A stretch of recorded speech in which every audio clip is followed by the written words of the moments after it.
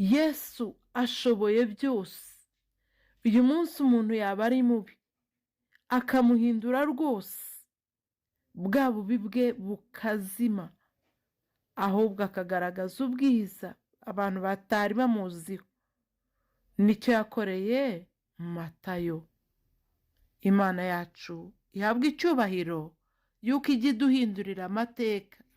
Dawidi yaravuze ngo hahirwa uwababariwe ibicumuro bye, ibyaha bye bigatwikirwa.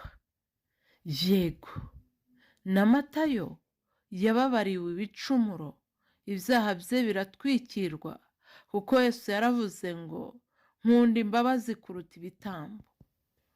Imana itugirire ibambe, Imana yongere itugarukeho. Ese Matayo azwiho iki? Yakoze iki? Matayo